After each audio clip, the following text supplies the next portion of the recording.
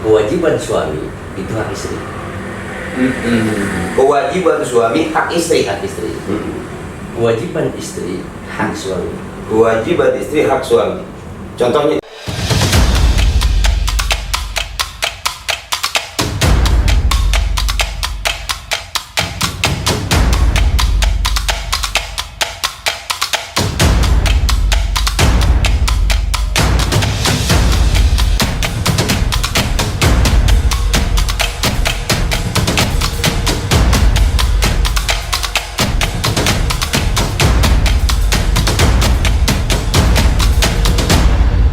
Assalamualaikum warahmatullahi wabarakatuh. Waalaikumsalam warahmatullahi wabarakatuh. Berkah. Brother, hari ini saya kedatangan tamu istimewa, guru saya, sahabat saya, kawan saya, Al-Mukarram Ustaz Haji Saiful Zaman. Beliau yang punya pesantren Asy-Syifa Al-Falahiyah di Tiga Raksa. Dan ngobrol-ngobrol di luar rasanya kurang enak, makanya saya bawa ke dalam, kita ngobrol di dalam supaya kita punya subbreaker tahu obrolan kita ya. Dan hari ini saya mau ngobrol guru, banyak berkembang, kita nonton di YouTube tuh kadang-kadang ada bahasa gini guru, pelakor gitu kan, orang marah-marah bentar pelakor, orang marah-marah ngomong pelakor gitu kan. Nah jadi apa sih pelakor itu sebetulnya guru? Dari istilah aja anak bingung bang, apa artinya pelakor itu? Nah jadi anak nanya bingung, antum juga lagi dengerin istilah pelakor bingung ya. Pelakor itu kan pencuri laki orang. Nah itu sebetulnya bahasa itu bahasa agama atau bahasa Islam atau bahasa apa yang berkembang dulu? Jadi kesannya kalau apa-apa pelakor, emang ada pelakor itu? Makanya itu pelakor dari mana istilahnya kan? Apa memang istri-istri yang memang mempunyai kekecewaan? Bahasa yang apa itu kekecewaan sehingga keluar bahasa itu dalam kecewanya dia sebut itu kan? Iya. Karena dalam Islam kan kalau istilahnya pencuri istri orang, nah baru nah. Oh, jadi kalau pencuri istri orang benar, istilah itu ada benarnya. Ada benarnya dalam Islam. Oh, kalau pencuri laki orang? Ya kan laki-laki itu bisa satu, bisa dua, bisa tiga. Yang ada sunnahnya di situ. Ada sunnahnya di situ. Oh, pelakor dari mana kan? Oh iya, nyuri suami siapa? Iya. Kan dia bisa dua, bisa tiga. Tapi kalau istri kan nggak boleh. Suaminya 2, 3, 4. Oh, sementara istilah yang berkembang itu dan sudah menjadi idiom umum bahwa pelakor adalah pencuri laki orang. Iya. Padahal harusnya pencuri istri orang. Berarti pistikor bagaimana itu Nah, pencuri apa dong? Trikor. Busik deh. Biar suruh mereka lagi ngiptain deh. Dan itu kayaknya nggak ada di kamus bahasa itu guru ya. Kalaupun ada kan bikinan-bikinan orang biasa. Jadi brother, ternyata nggak ada pelakor itu sebetulnya menurut agama. Karena pencuri laki orang itu nggak ada. Karena wanita laki-laki itu masih ada sunnahnya untuk punya 1, 2, 3, dan 4. Iya. Nah kalau seorang istri bisa saja. Ya. Iya. Apa namanya? Apa? Nggak boleh istri diambil kan? Nggak boleh istri punya suami 2. Nggak boleh. Nggak ada dalam hukum.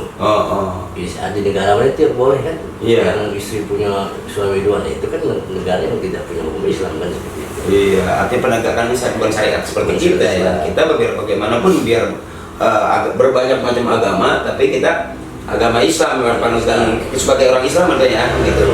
Artinya bahwa nggak ada ternyata pelakor itu. Iya. Benar, menarik tuh. Jadi saya juga selama ini suka nonton YouTube gitu, ribut tentang pelakor katanya. Terus ini pelakor karena ada orang ketiga, ada orang kedua, ada orang keempat. Sebetulnya orang kalau dimerekin sampai orang 100 juga ada. Banyak orang-orang yang mereknya banyak gitu. Oh gitu. Jadi brother, kita dapat masukan dari guru kita ya kan, ternyata bahasa itu nggak layak untuk diagung-agungkan, nggak layak, sehingga ada dampak negatifnya mbak. Negatifnya, nah si istri berani akhirnya.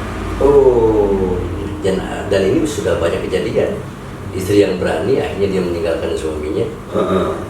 Nah itu namanya kan istri diambil orang kan. Iya. Mestinya itu yang menjadi topik. Ada bahasa kan apa namanya, grup ketemu ya kan, grup SD, terus bikin lagi reunian, akhirnya terjadi di situ pas itu. Istri makin berani di jalan dengan teman lama, teman SD-nya dulu. ada kecenderungan itu reoni-reoni itu ada efek sampingnya juga ya Bro. Gara-gara istilah pelakor. Bisa jadi ya. Jadi yang takut suami. Iya. Padahal kata guru kan ya, yang berhak cemberut itu suami kepada istri, bukan istri yang cemberutin suami itu. Suami, betul. Betul. Iya.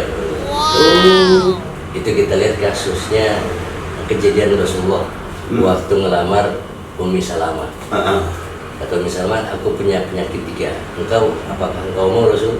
Di antaranya, yang tadi tuh, ana syadidul ghirah, kata Ummi Salamah. Syadidul ghirah. Syadidul ghirah itu artinya Syadid itu amat, ghirah itu cemburu. Oh, dia punya penyakit cemburu gede lah. Cemburu gede. Cemburunya gede gitu ya. Dan itu dianggap penyakit oleh Ummu Salamah. Dan kata Rasul, insya Allah setelah engkau nikah dengan aku, mudah-mudahan penyakitmu hilang.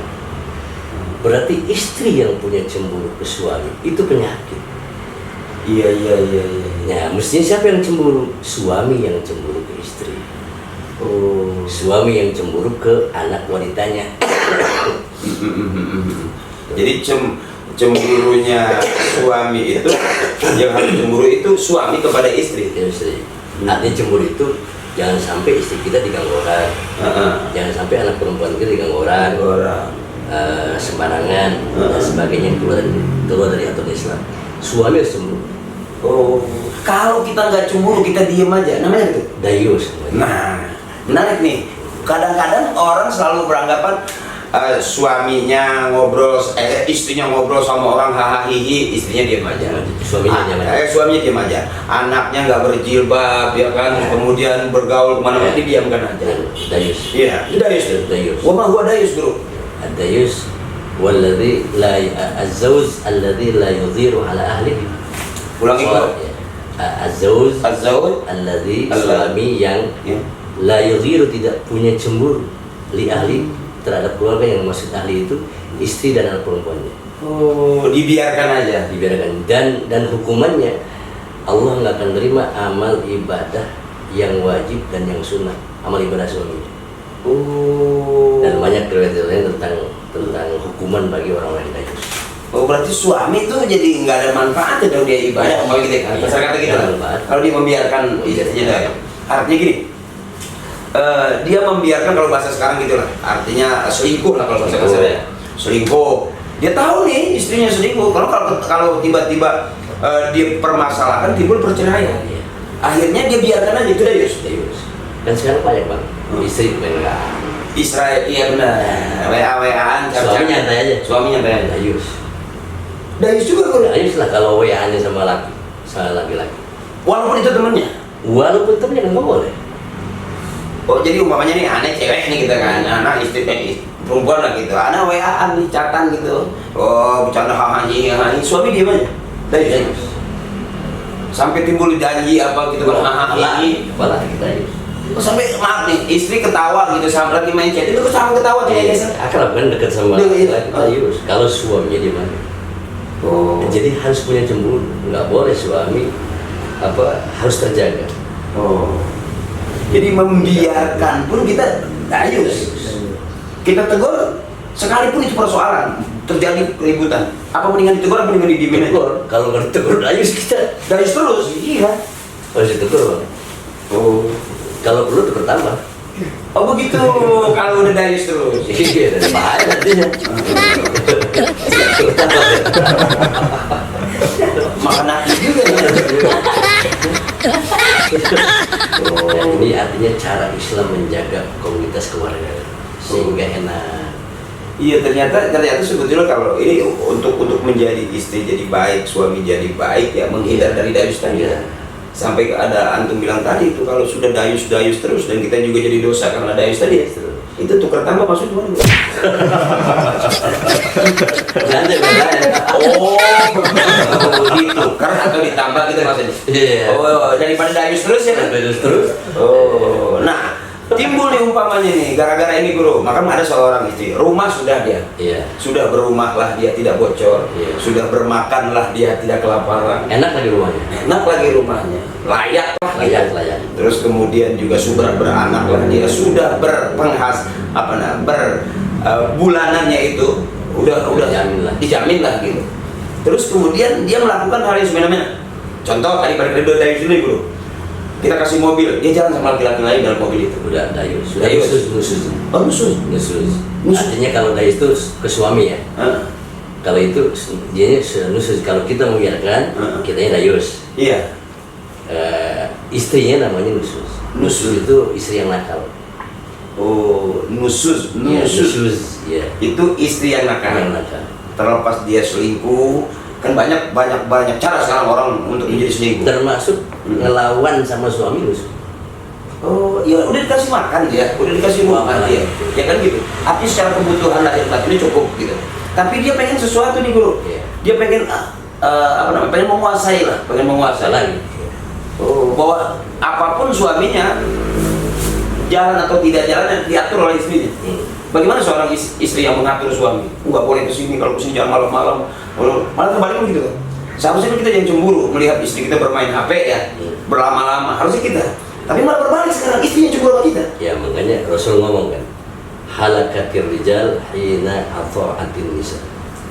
Akan hancur para laki-laki atau suami-suami ketika dia nurut atau diatur sama istri. Allah kami. Nggak boleh sebetulnya. Suami pun boleh nggak membanggakan bro? Kalau disuruh-suruh, umpamanya gini, mama mau arisan, ntar itu jemuran angkatin ya, takut hujan. Kayak gitu. Itu mama mau berangkat dulu, papa mau berangkat dulu tuh. Itu piring cuciin gitu. Itu suruh nggak boleh tuh? Nggak boleh gitu. Oh. Kan suami kan istri itu harus taat sama suami. Suami taat sama, jadi bukan kalau istri sampai nyuruh kan dia di mana taatnya. Kayak anak, masa anak jadi orang tua? Iya. Nah ini pelajaran juga berarti artinya bahwa siapapun dan bagaimanapun seorang istri tetap harus samina wa atona kepada suami. Kalau mulai saat itu, kalau kita biarkan aja kita satu, dayus. Yang kedua juga perempuan yang nusus. Dan yang ketiganya juga apa? Yang ketiga tadi kalau melawan tuh, membangkang apa nusus. Dosa nusus apa sih? Dosanya? Dua nusus itu wanita yang sudah nusus. Kalau apalagi dia sampai minta cerai umpamanya. Nah ini kebanyakan nih, kalau kesel berantem, cerain aja aku. Aku memang bukan orang yang layak nih, apa yang kamu mau, gitu kan? Dan rata-rata itu kejadian begitu kan. Oh. Itu dalam hukum Islam. Kalau dia minta cerai tanpa sebab, ada tanpa sebab suami menafkahin jalan. Nafkahin jalan, rumah ada. Fasilitas ada. Kesel minta cerai. Iya. Itu bisa masuk. Dia nanti ada, apalagi ada kejadian di daerah Mesir lah ya. Ada sampai rumahnya diambil segala macam sama istrinya, bisa tinggalin, terus dia minta cerai. Itu ada patoknya dari sana. Artinya istri yang seperti itu la kismata wala sukna, dia nggak dapat rumah, nggak layak dikasih rumah, nggak layak dikasih bagian. Allah Istri yang seperti itu, dan nggak layak dikasih nafkah. Jadi nggak, artinya kalau kecuali dia soleha, mungkin ya. Nggak mungkin kalau soalnya begitu. Iya juga, ini bentar-bentar kan minta cerai, bentar marah pengen pergi, bentar kabur. Yang repot lagi begitu dia kesel, dia pergi tanpa seizin suami. Ya. Apa lagi? Terlepas dia di sono mau bagaimana keluarnya bisa salah. Salah, nusus ya. Karena ada bahasa begitu bro. Rumah gue udah punya, ya kan? Mobil gue udah punya, dan perempuan gue udah punya, ya kan? Sekarang lu gak punya hak di sini, pergi, ya kan? Nanti secara nggak langsung kita kan terusir rumah. Iya kan gitu. Nah bagaimana setelah di rumah dikasih kemudian dia minta pisah lah kita ya bahasa kasar. Itu dua dosanya. Satu minta cerai, dua ngambil harta suami. Itu ngambil harta suami. Termasuk Itu dua adalah ya nanti hukumannya dia nggak dapat bagian rumah itu. Dia nggak dapat rumah itu, nggak dapat bagian berarti maksudnya lebih luas ya. Iya. Apa dia nggak dapat rumah, sukna bahasanya. La sukna wala kismata wala nafaqah. Nggak dapat rumah, nggak dapat bagian, dan nggak dapat juga nafkah. Dosanya satu, dia minta cerai. Maksudnya minta cerai. Iya. Apa alasannya? Apa alasannya? Iya. Yang kedua, dia main ambil aja tuh rumah. Itu punya rumah dia loh suami. Iya, bawa notaris segala macam bikin perjanjian. Betul itu seperti itu. Udah dua itu. Dua. Yang membawa kepada yang begitu nggak boleh nafkahi, nggak dapat bagian rumah. Itu kalau kita bicara Islam. Seperti bicara agama yang ngatur kita supaya hidup tertata dengan rapi. Iya. Anda rasa undang-undang gitu nggak jauh seperti itu? Iya. Tapi kan yang kecenderungan orang sekarang gitu bro. Artinya nggak punya apa-apa itu persoalan. Hari ini gue mendingan nggak punya suami daripada gue nggak punya rumah, nggak punya cewek. Kalaupun dia mau pisah, umpamanya kan gitu, dia mau melepas, dia harus mendapatkan itu semua. Nah, kemudian sesuatu yang kita kasih karena terpaksa atau karena tertekan, ada keberkahan nggak di situ? Dia nggak akan ada keberkahan. Nggak ada keberkahan. Iya, itu yang dia ngerasain. Kalau emang maksa aja seperti itu. Maksa ya. Dan itu bukan hak dia. Tadi kan kalau kita bicara hukum, rumah yang ada, semua yang ada itu milik suami, dia ngerampas. Sekalipun dia minta gitu kan? Iya. Sekalipun kita kasih, Kan dia, iya kan sebenarnya dia cerai nggak minta. minta. Betul. Dan tanpa alasan apa? Iya. Alasan begini begitu. Kalau memang alasannya tepat, nggak nafkahin atau bagaimana suami ya, ini kan nggak ada alasan. Nggak ada alasan. Sekarang dia dapatkan semua yang dia minta. Sama aja ngerampas. Sama yang rampas ya. Yang mestinya dia nggak dapat. Iya, menurut agama tadi dia. Lakis apa itu? Lakis apa tadi? Lakis mata, wala sukna, Masukna. wala nafakata. Wala nafakata. Oke, sekarang itu selesai bro. Oke, berarti kita perlu tahu lagi. Kadang-kadang dengan bicara gini, ini kan hak anak, ini hak anak. Tapi ternyata anak nggak sepenuhnya. Iya. Kalau contoh, ini rumah buat anak, tapi ternyata dia bisa masukkan laki-laki ke dalam rumah. Terlepas itu suaminya atau bukan, satu ya kan. Suami aja masih belum tentu ikhlas kita yang punya kan. Kemudian mobil, dia belum buat anak. Tapi suatu ketika dia bisa jalan makan bareng dengan dia dalam mobil itu, ya kan gitu. Ini kalau dengan alasan untuk anak ternyata tidak dimanfaatkan sepenuhnya untuk anak, dia bisa numpang gitu lah, kalau bahasa kata numpang lah bahasa kasarnya. Dia punya suaminya numpang di kita, dia juga hidup di sini numpang di anak-anak kita makan minum tidur. Itu ada ini nggak sih bro? Ada definisi yang menyatakan itu bahwa itu tuh nggak benar gitu kira-kira. Ya nggak benar lah Pak. Tadi kan dari awal kita sudah jawab udah nggak benar kan. Kesannya pasti nggak benar. Dan hal-hal yang nggak benar itu pasti dirasakannya nggak enak. Asyirku ma itma'anna ilaihil qalbu wal kazibu ma la yatma'innu ilaihil qalbu. Yang namanya kebenaran itu yang dirasakan tenang oleh hati. Yang namanya kebohongan pasti hati nggak enak. Kalau benar enak-enak aja. Enak hati juga. Dia punya duit dari hasil yang benar. Nikmat makanya dong. Dia punya tempat tidur yang benar dari hasil. Enak dong tidurnya. Enak tidur. Tapi kalau dia duit orang seenak apapun dia tidur dan dengan siapapun tetap nggak enak. Itu Rasul yang ngomong. Allah. Nggak percaya coba aja. Orang kalau hasil duit maling pasti deg-degan dulu kan. Iya. Benar. Iya benar. Dosa kecil. Iya. Dia juga bawa laki-laki ke dalam rumah itu kalau memang sah atau tidak sah, artinya tetap nggak nyaman. Benar.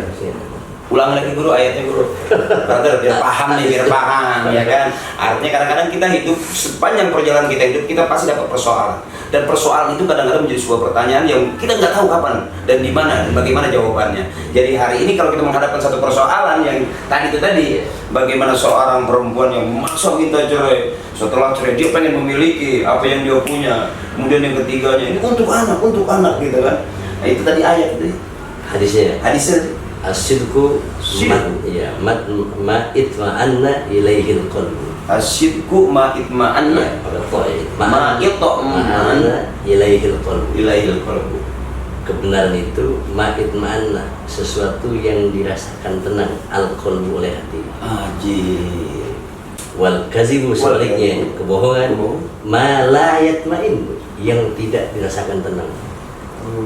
Ilaihil qalbu oleh hati. Kebalikannya dari tadi. Iya. Kita kalau benar jalan normal nyantai aja, tenang. Tapi kalau ada sesuatu yang kebohongan atau apa saja yang salah, pasti nggak enak lah. Benar sama seperti kita hidup dalam tekanan ya. Ya kita hidup dalam tekanan itu nggak nyaman kadang-kadang. Nggak nyaman. Harus gini, harus gitu, ini nggak boleh di sini, ini nggak boleh. Itu juga nggak nyaman ya. Nah, bagaimana seorang istri yang mengatur itu supaya ini jangan di sini, ini jangan di sini. Jadi seorang gimana dia? Itu gimana? Tadi yang tadi itu ada susul lagi halakatir rijal hina afahatin nisa. Laki-laki akan binasa jelek apabila dia taat sama istri. Oh, yang seharusnya istri yang harus taat dan dengar apa kata suami. Jadi ke istri bukan taat, ngalah wajar. Tapi kalau sampai taat sampai gimana itu sampai apa kata istrinya gitu kan, dia baru turutin. Mau keluar rumah pun kalau nggak ada istri nggak keluar. Ya, itu dilarang Rasul. Dilarang Rasul. Tadi halakatir rijal, halak itu binasa. Rijal laki-laki. Hina di saat at-ta'at an-nisa. Oh, ini laki-laki kalau dia nurutin apa kata perempuan. Insyaallah, mudah-mudahan kita sebagai suami itu pelan-pelan juga. Bukan berarti kita nggak mau turuti, bukan. Ngalah aja. Untuk mencari aman dan nyaman itu ya jangan saling menentang atau membangkang. Karena bagaimana seorang istri yang membangkang hukumnya luar biasa. Seorang istri yang membangkang terhadap suami nusus lagi. Oke, guru, yang terakhir. Oke, brother. Nah, bagaimana seorang suami yang sudah memberikan segalanya tapi dia tidak ikhlas? Apakah dosa suami? Apakah istri? Karena tekanan tadi itu, dia memberi karena dipaksa, sehingga keterpaksaan itu terjadilah. Tadi kan yang namanya kebenaran sesuatu yang hendak oleh hati. Kalau memang itu di situ ada hak suami, berarti tadi dia ngerampas kan? Iya. Masih bisa dalam kategori maling, mengambil hak orang. Itu harus dipikirkan sama yang namanya mengambil hak orang kan kita sudah tahu dosanya gimana. Iya benar. Jangankan banyak, 1000 aja bahaya. Iya benar. Gitu. Walaupun kan ada gini bro, kita mengambil hak orang, tapi nggak ada kaedah potong tangan umpamanya. Iya. Kita mencuri 1 batang rokok, ya kan? Itu kan nggak ada hukum had ya, kecuali 1 kios dibongkar. Nah, itu ada hukum potong tangan. Itu pun juga kalau 1 batang dari hasil mencuri ketenangan beda ya bro. Ya beda. Iya maksudnya di dunia nggak dihukum, di akhirat tetap dihukum kan. Oh, ada hitungannya ya. Iyalah. Artinya kecil dihitung, besar dihitung ya. Khairu yaram itu bukan? Ya amal miskola daruratin khairu yaram. Ya amal miskola daruratin. Jadi kalau di sana kecil dihitung, gede juga dihitung. Artinya tidak salah suami aja, mungkin suami juga bisa salah, istri juga nggak selalu selamanya harus benar. Pasti ada salah kan, karena dihitung tadi itu bro ya. Oke, yang terakhir, Guru. Oke, sekarang nih mungkin brother pernah nanya ke saya, bagaimana kita sudah pisah sama istri itu, ya kan? Tapi hak dan kewajiban itu kita masih kasih atau tidak? Untuk anak-anaknya. Yang gini, umpamanya ditarget gitu, sebulan harus 20 juta. Seperti terjadi beberapa artis yang udah pisah ya, ada artis top lah, komedian gitu. Nah, begitu dia dijatah, ya kan?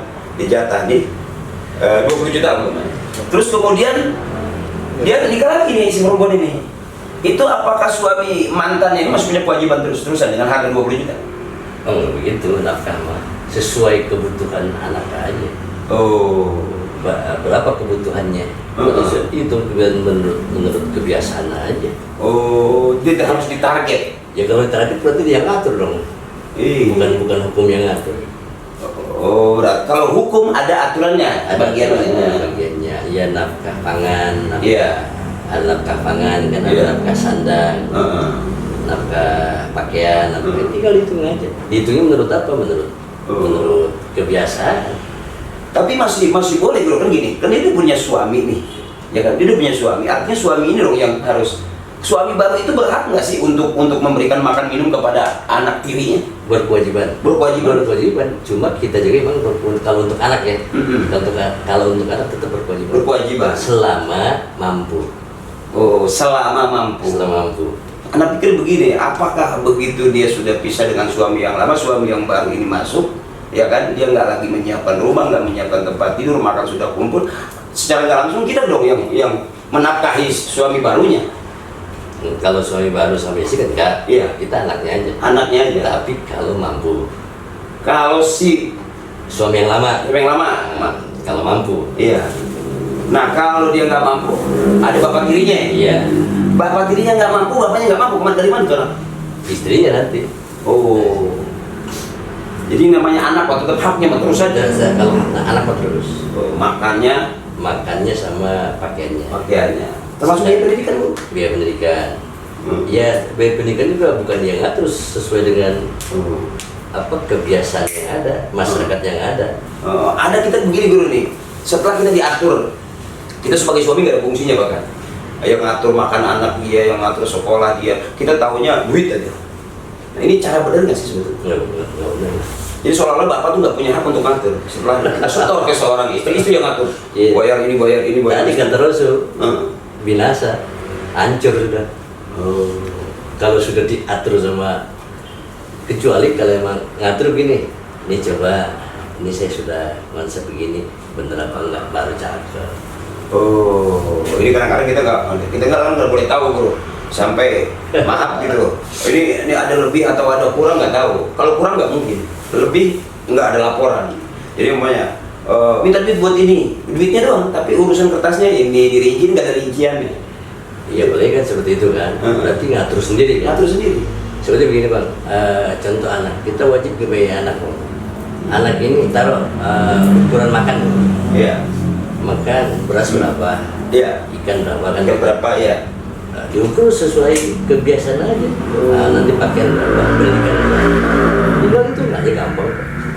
Jangan neko-neko begini, sesuai kewajiban aja.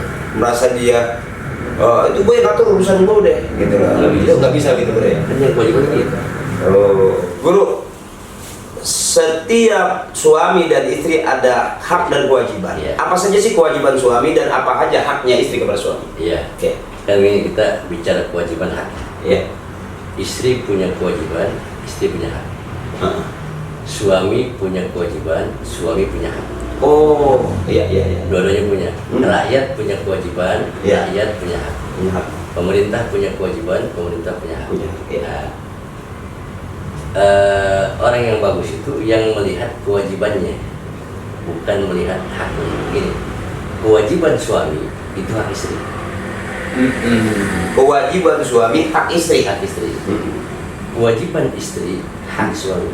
Kewajiban istri hak suami. Contohnya guru. Contoh gini, kewajiban siapa aja? Itu sesuai dengan hadis Rasul yang idza amarta ilaiha ata'atka. Iya. Kalau engkau nyuruh, ini diantara ciri istri yang soleha. Kalau engkau nyuruh, dia nurut. Jadi kalau suami nyuruh, Nurut. istri nurut. Kalau istri nggak nurut, masuk kepada membangkang. Kalau istri nggak nurut, membangkang. Ya. Wa idza nazarti ilaika, kalau kita memandang dia bikin enak. Yang kedua, dipandang enak. Dipandang enak. Menggairahkan. Iya. Itu dipandang menggairahkan. Ada yang mau dipandang enak gitu ya. Dia ngeselin mulu. Ngeselin mulu. Datang udah gimana gitu kan. Ya, terus yang ketiganya gue. Yang ketiga, wa an tahfazu malika, dia menjaga harta suami.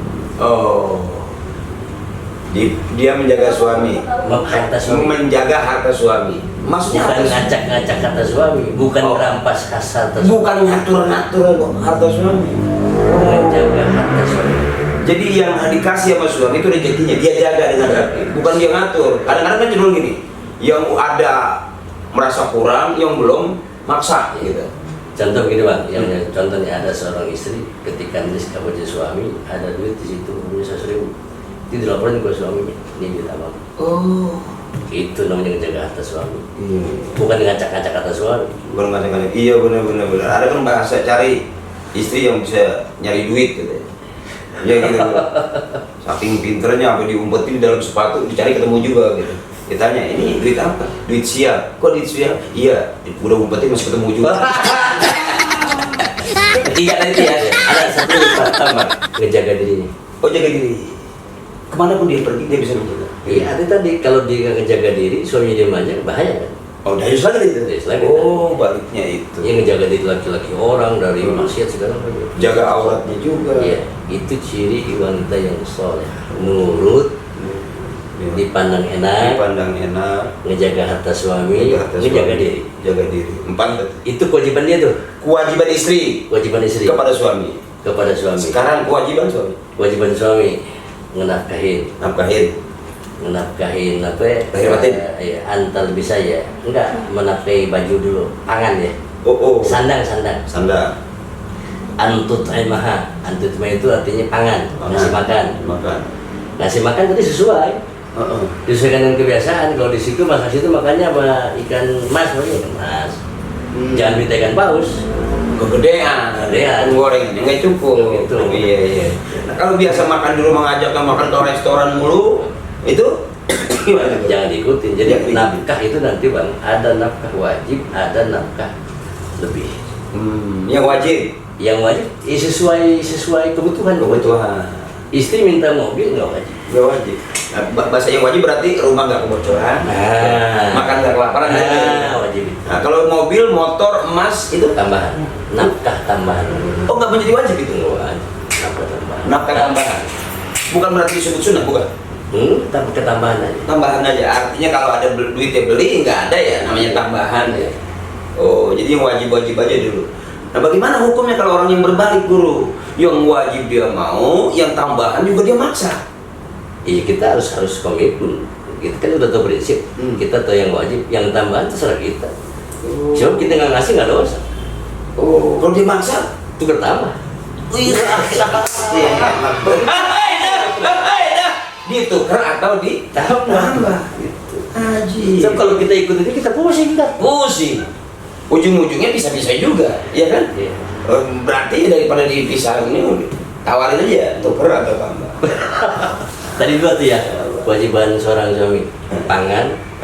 Jadi kalau kita pakai baju harga 100, dia 100. Oh, Kayak gitu sandang ya. Suami pakai baju 100, Ya, 100.000 mahal harganya gitu. Iya. Istri juga 100.000. Jangan. Kadang-kadang mahalan pakaian istri, Guru. Baju koko kita pego dapat, istri bisa 700. Itu baik bagi suaminya. Oh, alhamdulillah. Berarti kita nggak kejam-kejam banget ya. Banget. Sebelum ukuran kita pakai jas, dia pakai karung terigu. Nah, itu yang kejam itu suami itu ya. Karung terigu dibolongin begini, nah itu akhirnya suaminya keren, istrinya gembel. Ini kan itu tuh kewajiban suami kepada Istri ada lagi dua lagi. apa lagi? Walatu kopi, jangan ngejelek-jelek. Walatu kobi, jangan jelek-jelekin suami maksudnya. Istri, ini kan kewajiban suami. Oh iya, jangan jelek-jelekin istri. Monyong loh gitu. Oh, nggak boleh. Iya, padahal emang monyong sebetulnya. Artinya nggak perlu kita bilang juga orang udah paham. Jadi biarin aja dia monyong. Yang keempat, wala tadribil wajah. Wala tadribil wajah. Jangan mukul muka. Oh, jangan mukul muka. Kenapa, Guru? Itu kewajiban suami. Sekarang Guru buru-buru mau mukul muka. Pegang gini aja tangan merah. Terus foto, Ada RT. ada pasal, iya, ada RT. Apa emang seorang suami nggak boleh, Guru, sama sekali? Tadi kalau nggak boleh tadribil wajah berarti tangan boleh dong? Boleh tangan. Dan begini nih bang, itu kalau nggak boleh mukul juga kalau nggak diizinin sama orang tuanya. Oh. Kalau kata orang tuanya saya serahin mau diapain juga boleh tuh. Lah kan biasanya kalau seorang bapak begitu dia punya suami diserahin suaminya. Iya. Didik anak saya. Artinya wajar kalau dia nggak pas kita tamparin itu wajar. Artinya boleh, cuma jangan muka gitu. Jangan lupa. Dan jangan membahayakan. Dan membahayakan. Jangan pakai balok udah gitu jangan ya. Tuh. Pakai apa ya? Lidi.